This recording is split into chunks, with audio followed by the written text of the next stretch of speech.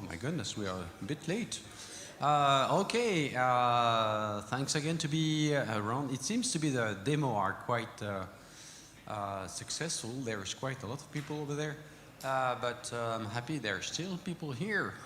The next session, session E, will be presented by the next chair, who is Flavio Roth. Please welcome. Thank you. Good morning, everyone.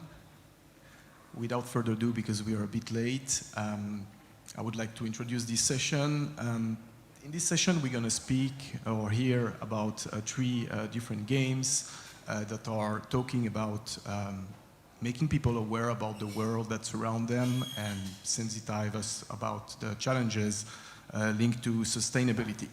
So without further ado, I would like to introduce our first speaker, Mrs. Janina Wood.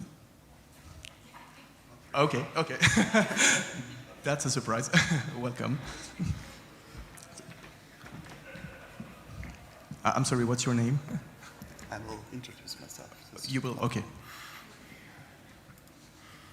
Thank you. Yeah. Easily recognizable by the beard, I'm not Janina. My name is Tobias. I'm from the Lausanne School of Applied Sciences and Arts, or Lausanne University of Applied Sciences. I'm a research assistant and co-author of the paper I'm presenting. Janina, unfortunately, had to apologize herself due to sickness. We will talk, or I want to talk about Sarnets. Why Sarnets? Sarnets, or Zernets, which is it's called today, is a small village in the southeastern part of Switzerland, in the mountain, more precisely in the Engadin, in the canton of Grisons. The target of the village is to become CO2 neutral in 2020, so already in the past. And that's why in 2011 they started a project called Energia 2020. And that was a collaboration with the ETH in Zurich, and the result of this project was a board game to have sessions with multiplayers to create possible solutions to achieve this CO2 neutralness by playing together in different roles. The whole thing was set up with a lot of pieces. You had to, for example, solar panels which you could place freestanding or on the rooftop of existing building, and you had the original map of Zernets. And as you can see here on this picture, if you want to have heat distribution systems, you had to lay down the pieces by hand and talk about possible solutions to how to solve the issue of CO2 neutrality. And what we did now is based on the original map. So the board game was a section of the original map of Zernets, and we digitalized this based on the GIS data from Switzerland with the exact tile size of each ground, and I lost the track now, and just reproduced, digitalized the whole board game so that it's possible to play in multiplayer network version. So about the game itself, that was the initial data, the GIS sections of each property, and we digitalized every building in a simplified way with some more precise model to recognize the center, for example, the school. And what we want to target is what specific measure we could do to achieve the CO2 neutrality. Either way is reduce the energy consumption of existing buildings. Another approach is produce more energy by adding energy producing buildings or measures like solar panels on the roof, or a small thermal heating system or energy producing system next to the building. And the idea is to figure out which strategy is the most efficient and who are the different stakeholders, what interests are behind these stakeholders, and how to find a solution agreeable for everyone. For example, if you imagine I could place a lot of solar panels just on the open fields, but since Zernetz is the entry point of a national park and tourism is certainly an important aspect, probably the local citizens and people living from tourism wouldn't agree with this approach just to fill everything with solar panels. So we have to find a consensus which is affordable but still achieves the whole goal. This is how the digitalized version looks like. We have on the right side, we have measures, what we could do. For example, renovate a building with oil heating. Renovate a building with district heating, or replace oil heatings and connect this building to the district heating system, add additional power plants to the district heating, and so on. And on the left side, we see that what's planned at the moment is empty and was what already implemented on the downside. And the implementation is always made by the whole team. So 5 players play together in different roles, and the moderator on top triggers a vote in the right moment, and if everybody agrees, these planned measures will be executed. And on the top bar, you see that the CO2 is already on -2, so they definitely reached the goal. You start at 88 and you go to 0, ideally. And the local energy is produced 78 out of 75, so it reached as well. And in this example, the team spent 135 coins, money, whatever unit it is, to reach that goal. And that's exactly a winning situation. So if you're able to reduce the whole CO2 amount the village is currently emitting, and you produce enough energy to fulfill the need of the village, then you win the game. But since 2 groups compete against each other, or multiple groups compete against each other, the one team with the fewest amount of money wins the round. And one advantage or difference to the board game, I mean, the game mechanic itself or the game rules are the same, but usually on the board game, people had to check out of the map themselves what is allowed to do, where can I place a solar panel, which building I can't touch because it's under historical protection services to keep the characteristic of the village of Zernetz, and where could I renovate buildings, and where could I connect district heatings. And that's why we applied filters, so if you choose a certain measure, you can only see the buildings which are available for this operation. To the roles, next to the moderator, which leads the round and guides the team a little bit,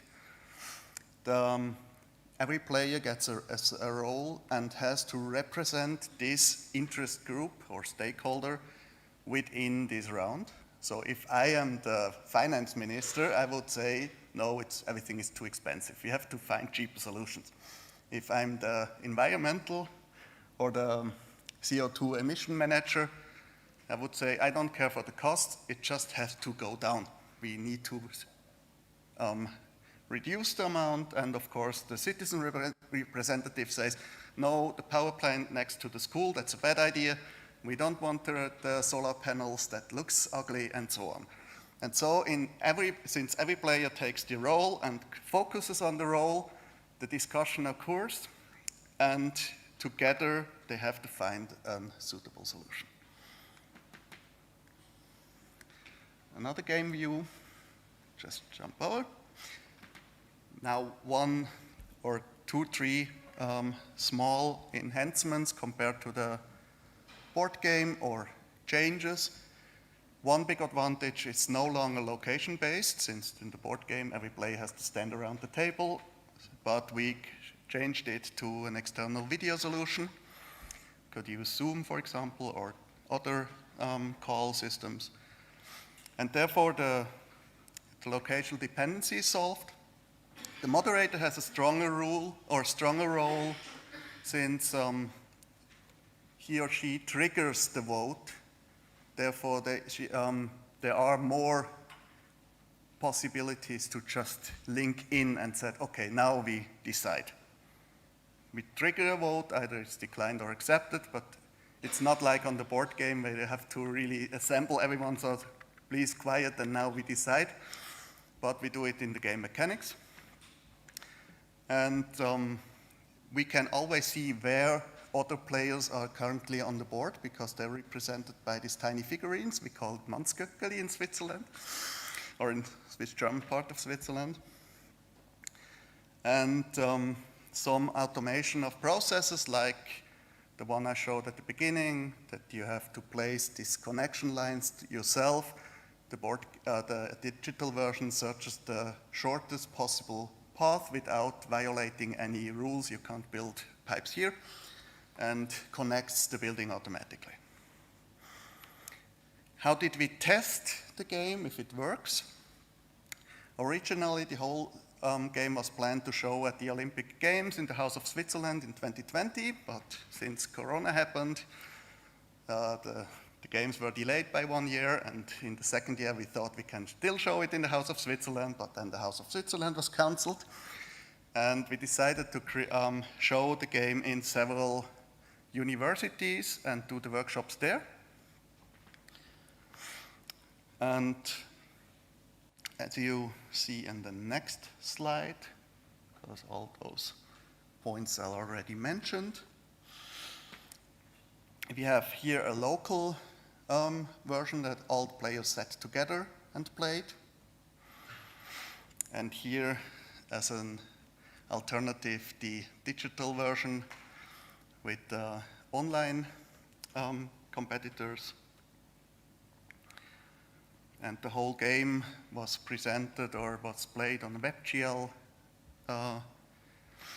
browser version. And we did it on the University of Sofia, Tsukuba, Osaka, Tohoku, Kansai, and Hiroshima. Now, some results for the last seconds. The player were able to learn or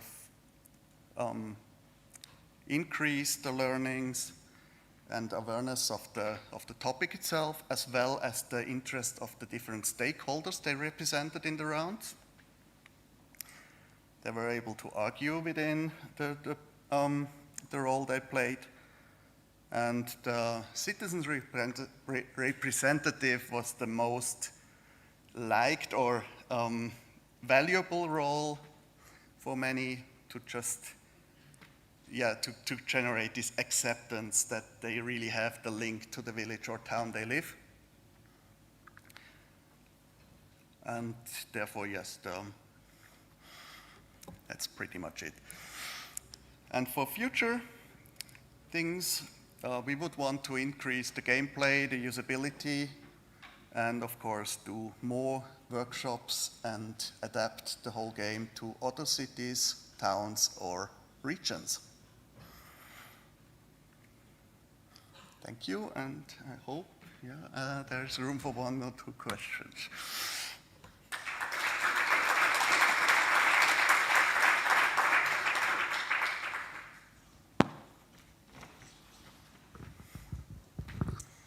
So thank you very much. I'm really impressed by this game. And I was wondering how much time you need to embed it into the workshops, because I was not thinking, okay, I have the front end, I have this the situation itself to decide, I have the measures, and then you mentioned you compete also between other groups. I take my own role, so I perceive it that as a player I have a lot of things to be aware of, and I wonder how did you embed it in order to ensure that the players understand what they need to do, and how long did it take you, and what was your experience to embed it into a learning scenario? Thank you for the question. Usually, I wasn't really part of the workshop, so I have to relate to or rely on the knowledge I got from Janina. Usually, there was a 45-minute introduction session where they showed a short video about the situation and Zernetz itself, and about what's the goal, and a short introduction into the game. But then the usually moderators were experienced player. They led through the whole game during the play.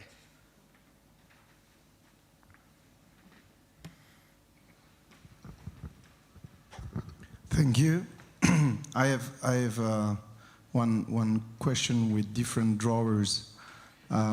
First, how long do you think it would take to make it more dynamic? So, for example, we could link it to Swiss topo data to target an area like, let's say, another village, and it would generate the board in an automated way, as we all have the data with Swiss topo, it's available.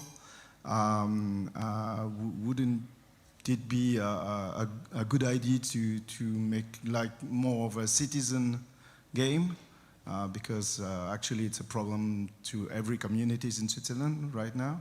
How do you think it would be implemented, or if it can be? And how long have you taken, what was the cost to work on a small village like Sarnetz?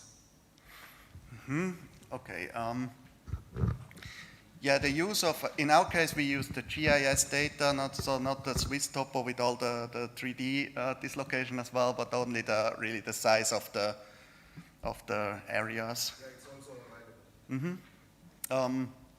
And we created the buildings in simple models, so that buildings would be reusable for every village. Probably in towns we should adapt the models a little bit, but the idea in the buildings was to have this really distinguishable. That one is environmental or the historical protected. That one is new, that one is old, has oil heating and so on. So it's not representing, they are not representing the real buildings. But of course, to recognize Zernetz, we had the school building, and that modeling was just manually done, probably with some automatic data. Swiss topo cities has sometimes 3D models of themselves. We could increase that a little bit. I'm not sure about the project cost at overall. So when we started, just for the digitalization, but it was a not so long project. We had around, not to say it wrong, without the workshops it was 200 work hours. With the workshops, of course, more. Thank you very much. That's going to have to be the last question. I'm sorry, because we're a bit over time. Thank you very much.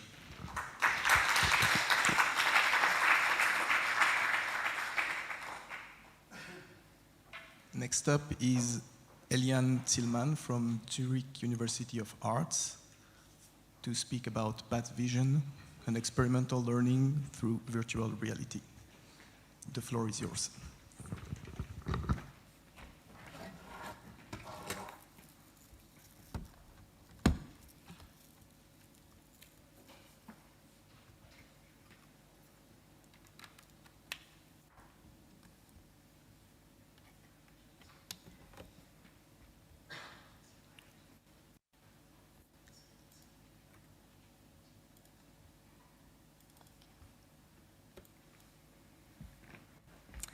All right.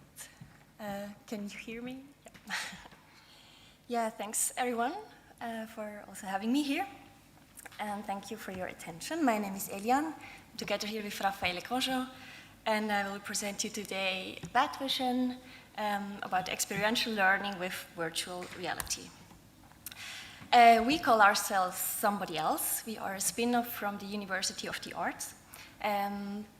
But before somebody else came into the world, Raffaele and I, we developed Bad Vision as our bachelor project, and in collaboration with the Immersive Arts Base Zurich and the Swiss Bat Protection Foundation. And after our bachelor, we created Somebody Else as an overarching project and got funding for 2 years, which are in the second year now. So in this way, Bad Vision became the pilot project of Somebody Else. The vision of Somebody Else is that we want to put people into new perspectives, because changing roles is a powerful tool to enable personal change. But why do we need to change? I think it's, we live in a world of social, cultural, and environmental problems, which are exceedingly complex and therefore hard to grasp.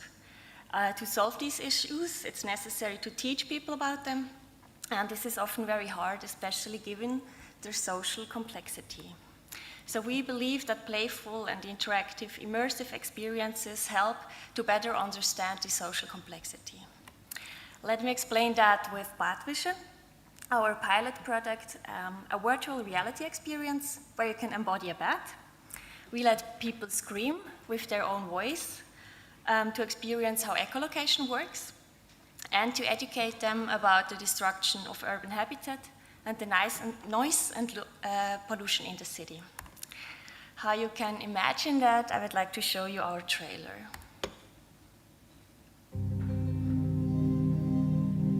Ich habe Flügel und ich fliege durch die Nacht. Wäre eigentlich das, was ich auch lustig, zum Teil von weit oben runter. Also wenn ich jetzt so ein bisschen Eleganter. vielleicht ein bisschen einsam.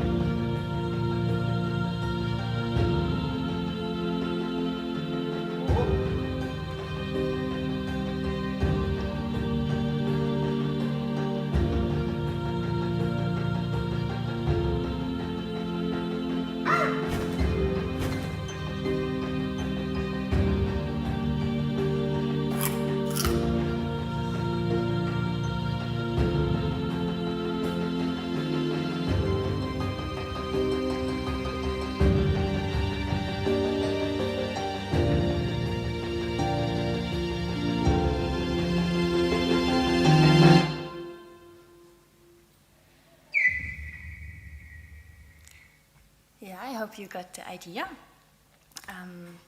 The full body experience in VR allows a quick and easy access to complex topics, and multimodal interactions support a new way to learn and feel at the same time.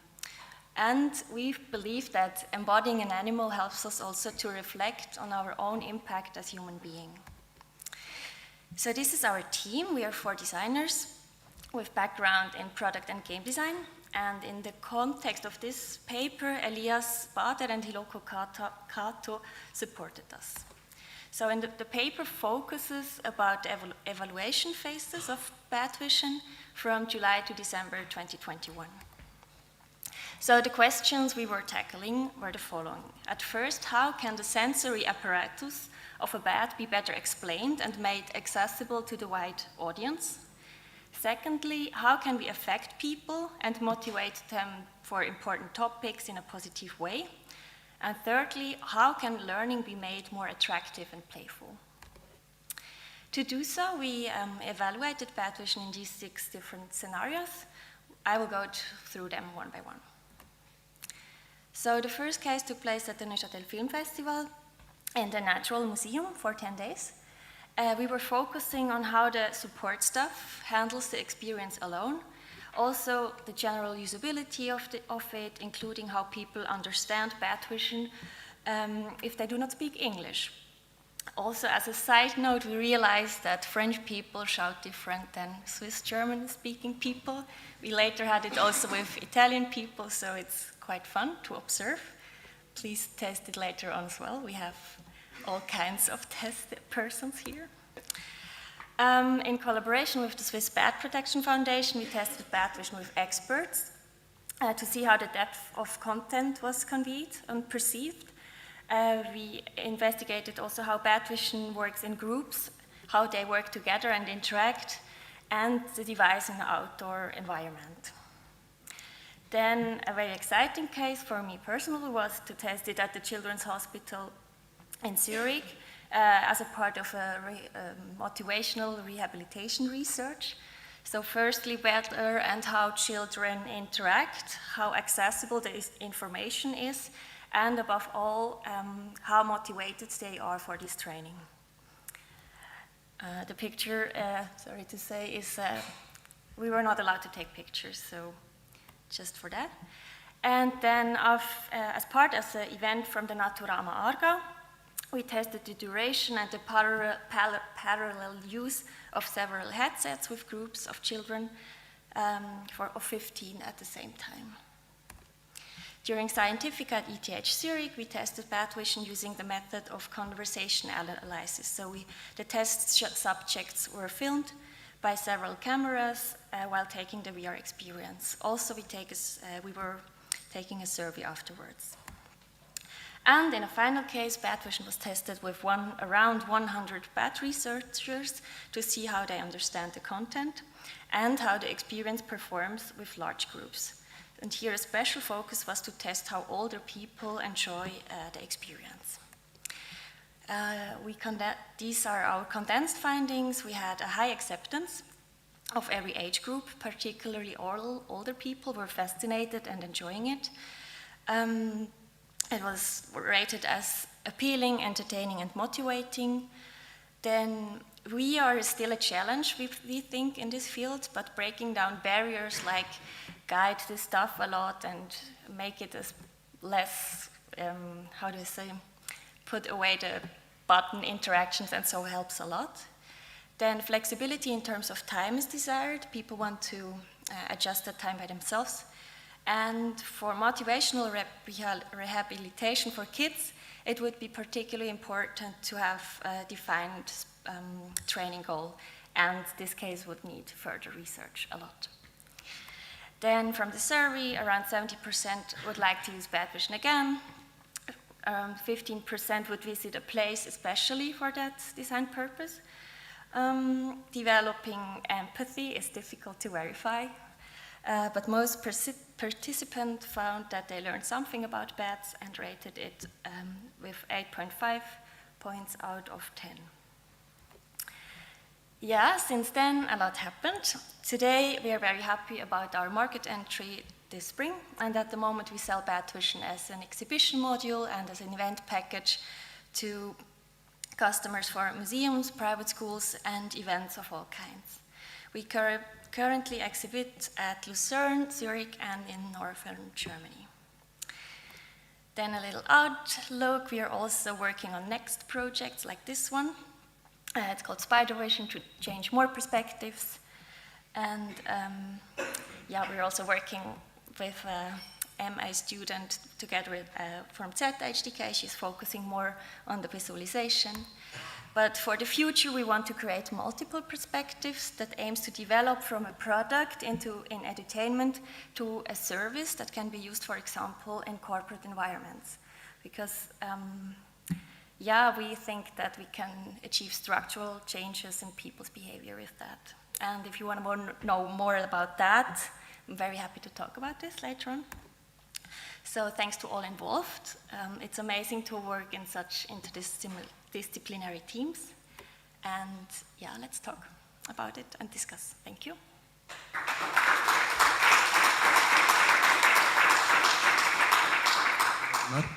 Any questions?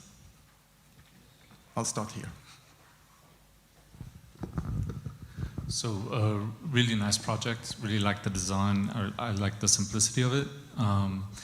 So you mentioned briefly that you were looking to remove complex controller button interactions. Could you discuss more of that process and like how simplified you were able to get it? And sort of a corollary question, have you tried using, I see you're using Oculus, have you tried using the direct hand API?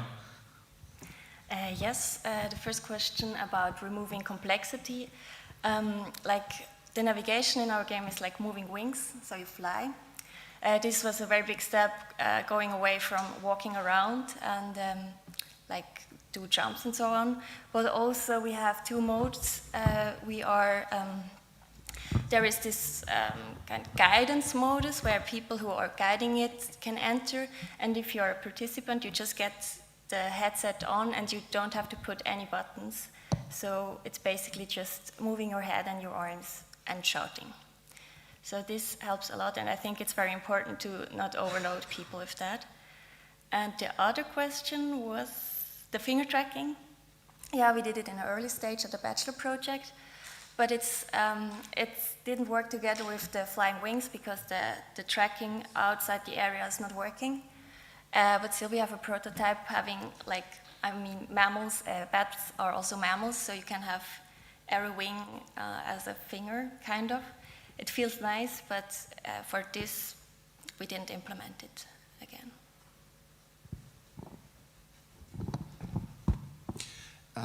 Well, great work. I think it's a very good idea from my point of view, and really congratulations for that. It's very original. But concerning the fly, you presented several people practicing, and they were doing some very, I would say, different type of flying. Does your prototype make if you do a fairly well movement, then your bat will fly much better, or not? Because I was taking a look on the internet, and the bat has some specific movement, not just like that. Yeah, that's at the moment it's developed that it's just you have to know exactly how to move your arms. But we have now a version where you can you get faster if you actually move your arms faster. So it's working, and you can also adapt your personal strengths in flying. So we have it already ready. Almost ready, I wanted to say, yes. Anything else? If there are no other questions, I would like to thank you very much. Thank you.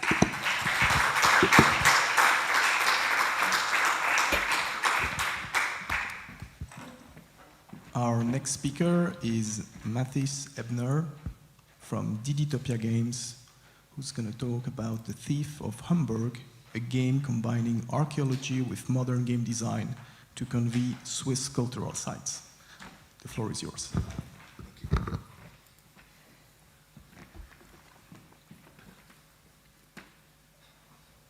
Okay, thank you very much, and thank you for having us. I would like to talk a bit about our project, The Thief of Hamburg.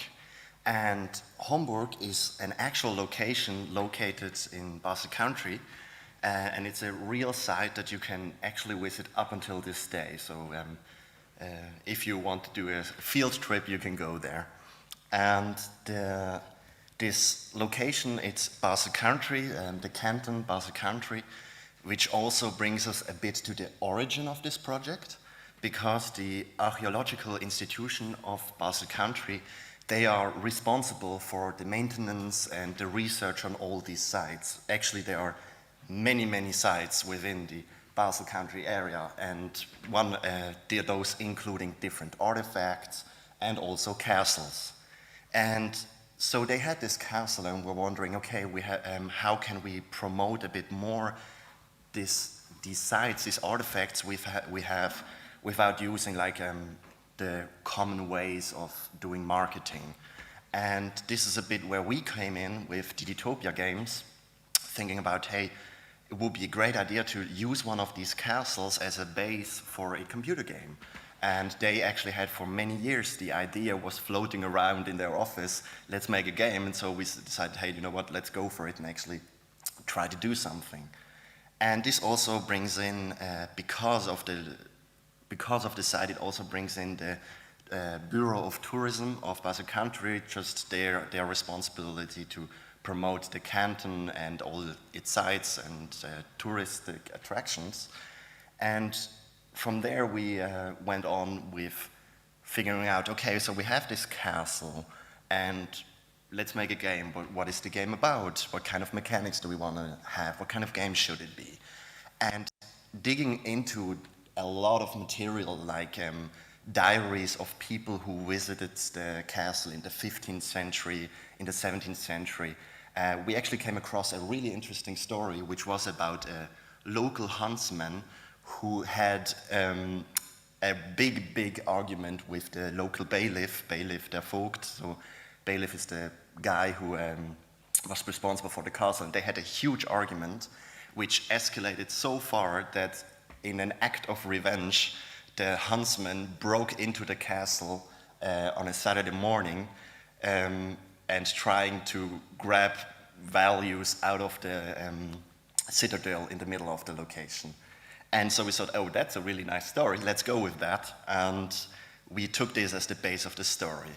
So we had the castle, and based on all the research we have, we tried to do a really precise reconstruction of the site and turned this entire thing into a stealth game. And here's some gameplay footage about the game. It doesn't have sound, so I can talk a bit over it. So you as the huntsman, as the thief, you start outside of the castle in the woods and try to get into it. But the thing is, and the thing here is also that the entire location, also the surroundings of the castle are based on height maps that we have. So also the pathways that lead up to the castle are actually the ones that if you go there, you will move on this pathway up to the castle. So also the surroundings are based on the actual location. And so when you have this castle, you can walk around it to look at it from different perspectives. And one thing that we have in the game mechanics are mirrors. The player can activate mirrors left and right to sneak around or to have a sneak peek around the corner so he can see whether or not there is something that can detect him, because it is really important that the inhabitants of the castle, that they don't see you. So here's one of the local servants, one of the models, and she is walking around there, and if she detects you, you lose the game. So yeah, you can try to make your way into it without being detected.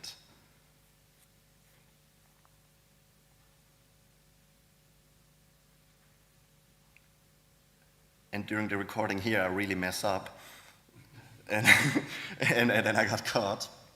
And then you have like a point system, and this point system is based because we want the player to really look at the different rooms that are in this castle. We have a point system based on how many areas, how many rooms of the castle did you explore, did you get into, and also the items that are within the rooms. You get scores for each item you take a look at. This is also a way of us trying to later down communicate about the artifacts that were in this castle to the player. So you have to pick it up and you see like a ring or a book or something that was historically there to help you learn more about this period. And your actual goal is to get into this main citadel, because the thing based on the story, this is also the part that we kind of invented to it, is that you are looking for an heirloom from your family, a valuable ring that you want to get back.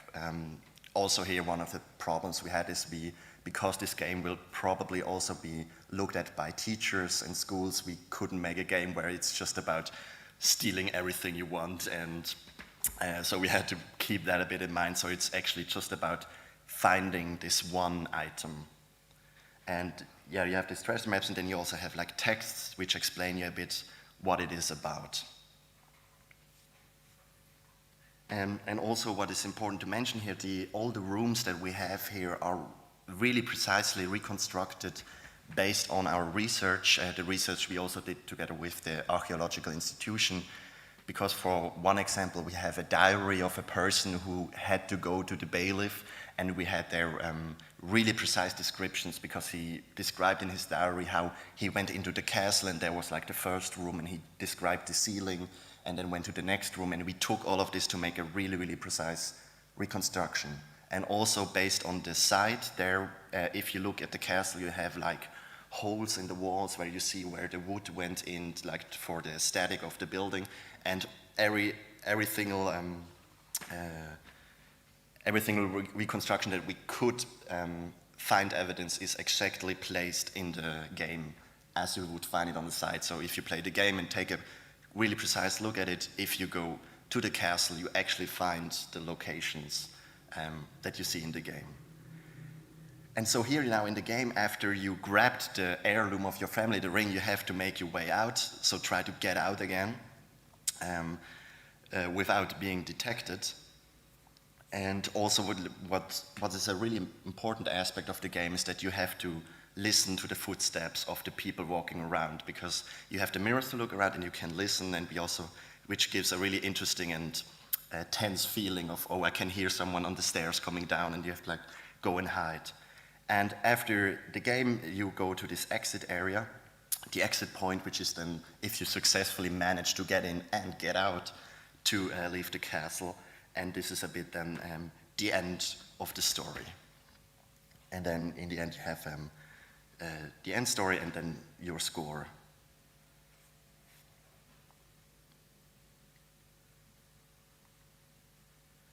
So yeah, the project goals are in one to communicate detailed archaeological research in an interesting and an approachable way. And also because it's part of the archaeological institution, part of their task given by the government is to provide educational material to the population. So it's also a way of providing educational material about our local Swiss history. And also for the Bureau of Tourism and also for the archaeological institution to promote this destination as a tourist attraction. For the timeline, what we saw here in the game was basically the early prototype. We worked on it for around 4 months. And so we started with a concept in late 2021, made the prototype early 2022, and right now it's a bit in a break. We are looking for financial support to finalize the entire project. And if everything goes well, we are looking for a production, to continue the production, full production in mid-2023, and then going on a release around 2024. And yeah, if you're interested or know somebody who will be interested to get involved into this project, then please, yeah, feel free to reach out under contact@digitopiagames.com. This is the email address of our company, and the website, thethiefofhamburg.com. Thank you very much for your attention, and I'm looking forward to your question.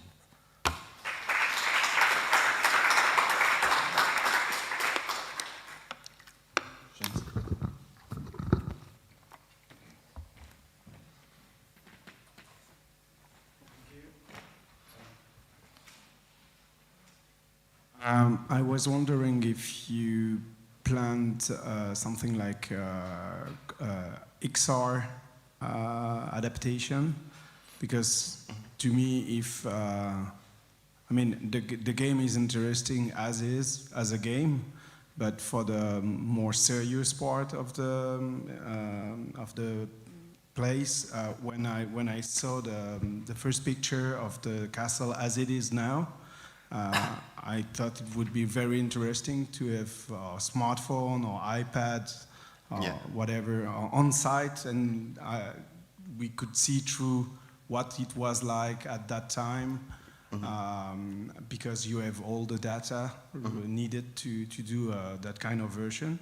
Is this a plan, or to be more on site? Yeah.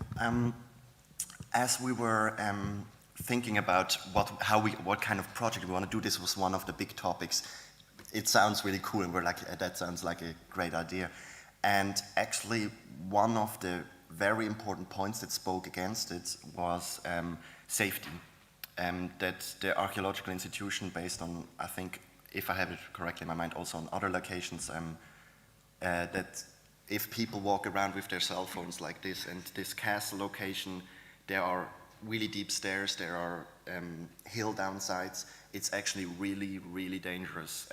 Also, if you have children running around, like, oh, look how fun it is, and you have the stairs, it would be really dangerous. And this was one of the main reasons we decided not to go with this way. Any other questions? I have one. Were you able to measure how many of the players actually went to visit the physical site after playing? Yeah, this is actually one of the main problems of the project, but actually not only of the project, but for the archaeological institution itself, because they do their promotional work for their sites, but you don't have at the castle somebody like 1, 2, like counting the people that are entering or evaluating why they got there. So also for the game, we cannot make an on-site research on why did the people go there. The one thing that we can do is that based on just the downloads, where we have data, then to figure out, okay, how many people did play it, and also in terms of like local marketing, local reach, just with speaking to people, but in terms of like big data to evaluate it, it's going to be very difficult, if not even almost impossible.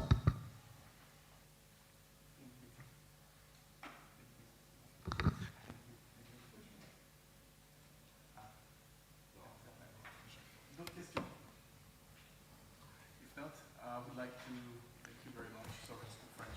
Yeah, no problem. Yeah, thank you very much.